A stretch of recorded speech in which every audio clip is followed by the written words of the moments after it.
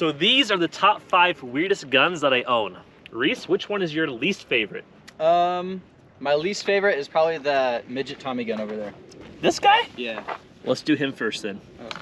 So this is the P22 Jackhammer by Standard Manufacturing. There we go, but now watch this. In order to put the magazine in, you actually have to load a round. There's no way around that. I don't like that. That is not safe, especially for a 22. Lock it back into place. You have the lock, you have a safe, and you have a fire. I don't really like those options, but it does work. Check this out.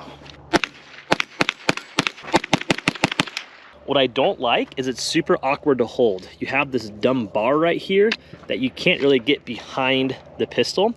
Number 2, your pointer finger has to be on the trigger almost at all times. You can't take it off because you're kind of blocked by this thing right here. The drum mag makes this thing kind of hard to shoot and use. There's way too many safety levers going on. I don't like it. It's confusing.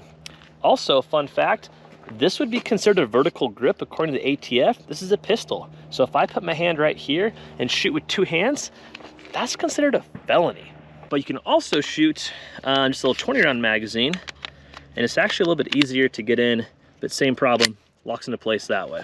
There's no practical use for this gun. I will say without the drum magazine, you can safely take your finger off the trigger though. So this is probably a safer way to shoot it. And there's no way to tell if there's one in the chamber or not. You have to actually pull this thing back and do a visual check. Kind of a weird gun. Let me know what you guys think. The second weirdest gun that I own is actually this guy right here. Now, this is the M6 Scout. So this thing, correct me if I'm wrong, this was meant for when those people back in Vietnam and World War I, World War II would crash their airplanes. This was their survival weapon. This thing would fold in half, and it shoots both a 22 and a 410 shotgun. It's a weird combination, but let me show you. You can take this 22, put it in on top right there. You can take your 410 slug or birdshot and put it right here. Does that. Now this is the coolest part. You have 2 single shots in there, and this is the hammer, but you can pull this thing up or down. If it's in the up position, it's going to shoot the top one. If it's in the down position, it'll shoot the bottom bore, or the 410. So let's shoot the 22 first. Here we go. Now, if you push this thing all the way down and cock this thing back, this should be the 410. Now you can break it in half right here, and you have both your rounds right there. That's kind of cool. Check that out. Don't litter, guys. That's not cool. The best part is right here in the back, I can open this sucker. There we go. You have a little compartment for ammo. Your 22s in the front and your 410 in the back. I think my favorite of the weirdest guns I have is actually this guy right here. If you guys watched other videos, you've seen him before. This is the SCR. This is the Fight Light chambered in 5.56. You guys love it. ATF, they hate it.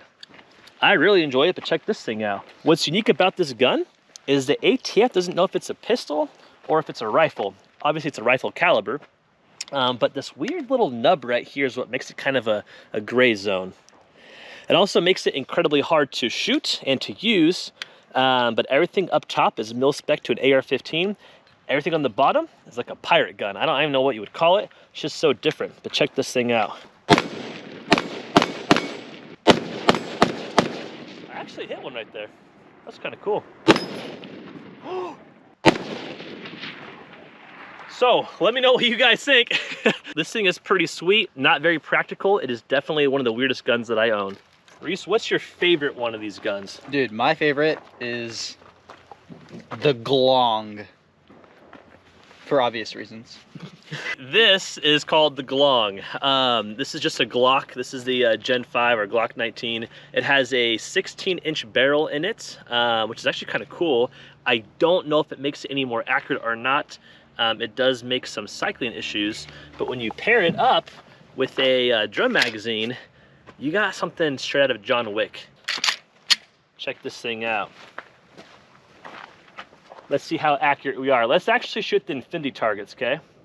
Let me go for a headshot on target 1 on the left. Let's see if the 16-inch barrel actually does anything for us. Wow. Ooh. Time out. Check that out, dude. I'm just gonna say it now. That was a really good headshot from 20 yards away. It's the barrel length, I'm telling you. Yeah. There we go. Okay, let's go analyze this. From the distance that I'm shooting at, I am actually really impressed. 25 yards with a pistol. Look at 1, 2, 3, and then I had 4, 5 right here. That one was me, I pulled it. But the groupings are actually pretty consistent. So let me know what you guys think. This is the Glock with the super long barrel. I love that description. And last but not least is the Gaboa Snake. Some of you guys have seen this thing before. This is an AR-15 with 2 barrels, 2 triggers, 1 bolt carrier group. No, I lied. It's got 2 bolt carrier groups, 1 charging handle. What's unique about this gun is that it is 2 separate guns basically welded together. What makes it legal is it has a separate trigger on each side that fires independently of each other, okay? So although it's in one platform, let me close this and close this, you can pull both triggers and shoot 2 at the same exact time like this. I'll do 2 rounds on orange target. That echo chamber that we hear out here with this, that's cool, but also if you wanted to, you can shoot 1 at a time right here, or you could do this side right here, or both at the same time. Now, why would you actually want or need this? You don't, and you don't. The problem is it's way too heavy, and so unless I'm filming with this thing, I've never taken it out for fun. Reese, what's your take on this thing? I hate it. He hates it. Let me know what you guys like. Which one's your favorite? Which one's your least favorite? And let me know which one you want to see a full-length video on next.